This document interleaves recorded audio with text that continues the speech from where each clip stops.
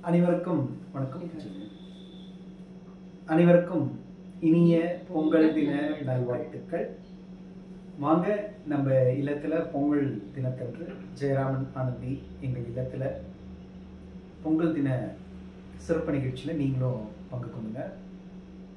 இந்த இனிய பொங்கல் திருநாள் அன்று நாம் குறிப்பாக எதற்காக செய்கிறோம் என்றால், சூரிய பகவானை நன்றி தெரிவித்து இறைவனுக்கு அவர் நமக்கு அளித்த இந்த உணவுப் பொருளுக்காக நன்றி தெரிவித்துக் கொள்கிறோம். குறிப்பாக உழவர்கள் தாம் அறுவடை செய்த செந்நெல் செய்து அறுவடை செய்து போரடித்து அறுவடை செய்து அந்த நெல்லை நாம் அரிசி கொண்டு வந்து அனைவருக்கும் பகிர்ந்து எடுத்து உழவர்களுக்கு அனைவருக்கும் அதற்கான உதவி செய்தவர்களுக்கெல்லாம் பங்கிட்டு பிறகு நாம் சூரிய பகவானுக்கு நன்றி செய்து நெய்வேத்தியம் செய்து நாம் பொங்கல் அதை வந்து பொங்கி வருவதை மகிழ்ச்சியோட நாம் இதை கொண்டாடுகிறோம். இறைவன் நமக்கு கொடுத்த வளங்கள் என்ன, இதை நினைத்து பார்க்கிறோமா? பஞ்சபூதங்கள், பூதங்கள்னா பௌதீகம் என்று பொருள். பௌதீகம் கெமிக்கல் ப்ராப்பர்ட்டிஸ் உடைய ஒரு பொருள் என்று சொல்லலாம். பௌதீகம் என்னென்ன? நிலம், நீர், நெருப்பு, காற்று, ஆகாசம் அல்லது வின் என்று சொல்லுவார்கள். லேண்ட், ஏர், வாட்டர் இதெல்லாமே இந்த நேச்சுரல் ரிசோர்சஸ்.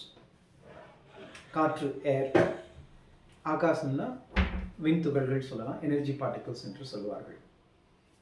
இது எல்லாமே வந்து ஒரு ரிசோர்சஸ். இறைவன் நமக்கு அள்ளி இந்த வளங்களை நமக்கு கொடுத்திருக்கிறார். அப்போ இந்த இறைவன் கொடுத்த இந்த வளங்களை நாம் எப்படி குவிக்க வேண்டும்? அளவு முறையோடு நமது தேவைக்காக துய்த்து அந்த பூமியை நாம் தெய்வமாக வணங்குவது தான் இந்த ஒரு நாட்கான ஒரு கருத்தும் கூட. உழவர்கள் மிகவும் சிரமப்பட்டு உழவு தொழில் செய்து பூமி தாயை வணங்கி சூரியனை வணங்கி, உலகத்துக்கு ஒரு நாள் சூரியன் இல்லைன்னா முடியுமா?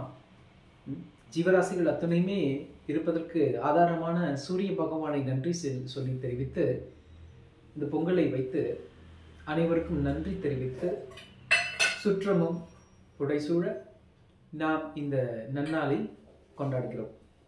நண்பர்களே, சற்று நினைந்து பாருங்கள். இன்றைய காலகட்டத்தில் நமக்கு பொருளை கொடுப்பவர்கள் யார்? பெரும்பாலும் நகரங்களில் தான் நீங்கள் வாழ்ந்து கொண்டு இருக்கிறீர்கள். இதற்கான சான்று நாம் இப்பொழுது என்ன செய்ய வேண்டும், யாருக்கு நன்றி சொல்ல வேண்டும் என்று மக்களுக்கு தெரியவில்லை. நமக்கு உணவுப் பொருளை அளித்த உழவர்களுக்கு மனதால் நினைத்து நன்றி சொல்லலாம். இறைவனுக்கு, சூரியனுக்கு நமஸ்காரம் செய்து நன்றி சொல்லலாம். மேலும் அந்த விநியோகம் செய்த சப்ளையர்ஸ், ரீட்டைலர்ஸ் என்று சொல்லக்கூடிய நமது பிக் பாஸ்கெட்காரர்களுக்கும் ஆன்லைன் பிளிங்கிட்காரர்களுக்கும் நன்றி தெரிவித்துக் கொள்ளலாம் அல்லவா?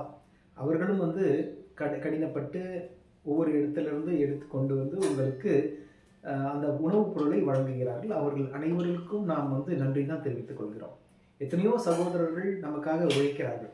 இதன் பின்னணியில் ஒரு சப்ளை செயின் என்று சொல்லக்கூடிய ஒரு விநியோக ஸ்தலம் நிறைய நடந்து கொண்டு தான் இருக்கிறது. அதை நாம் உணர்வதில்லை. ஒரு பொருள் வரணும்னா பாருங்க, பல மைல் கப்பால் இருக்கக்கூடிய ஒரு வில்லேஜில் ஒரு ஊர்ல இருந்து இன்னொரு ஊருக்கு அதை டிரான்ஸ்போர்ட் சொல்றது வந்து உங்களுக்கு வந்து உணவுப் பொருளை ஒரு ரீட்டைல் ஸ்டோரில் வச்சு அங்கேருந்து நீங்கள் எடுத்துகிட்டு வரீங்க. எடுத்துகிட்டு வந்து இதெல்லாம் யாரும் சிந்திக்கிறது இல்லை. அப்போது அனைவரும் நன்றாக இருக்க வேண்டும், அவர்களுடைய குடும்பம் நன்றாக இருக்க வேண்டும், உடல் நலம், மனவளம், ஆயுள் நீளம் எல்லாரும் நல்லா இருக்கணும், இந்த உலகம் அமைதியாக இருக்கணும், சந்தோஷமாக இருக்கணும். நம்ம சந்தோஷமாக வாழ்கிறதுக்கு தாங்க வந்திருக்கிறோம். துன்பம் என்பது ஏதோ ஒரு புரியாத ஒரு தன்மையினால துன்பம் வருது. அதை பற்றி நாம் வந்து கவலைப்பட வேண்டாம். இன்றைய சிறப்பு தினத்தன்று நாம் அனைவரும் சந்தோஷமாக வாழ்வோம். நமது துன்பங்களை களைந்து இன்பத்திற்கான நல்ல செயல்களை செய்து பழகி அதற்கான விளைவுகளும் நாம் அனுபவிப்போம் என்று சொல்லி இந்த சிறப்பு நிகழ்ச்சியை நாம் மேலும் பொங்கல் தினத்தன்று நம்ம செய்த கோலம், நாம் இட்ட கோலம், ஆனந்தி அவர்கள் மாக்கோலம் இட்டிருக்கிறாங்க, முதல் முறையாக ட்ரை பண்ணியிருக்காங்க. அது எப்படி இருக்குன்னு எல்லாத்தையும் பாருங்கள். அடுத்தது பொங்கல் எப்படி இருக்குன்னு நம்ம சாப்பிட்டு பார்த்ததான் சொன்னோம். இப்போ பார்க்கறதுக்கு டிவியில் சூப்பராக இருக்குது. வாங்க நம்ம சாப்பிட்டு பார்த்து எப்படி இருக்குன்னு அதை நம்ம பேசலாம். அதுக்கு டைம் இப்போ அடுத்தது என்ன? இப்போ இன்னும் சாதம்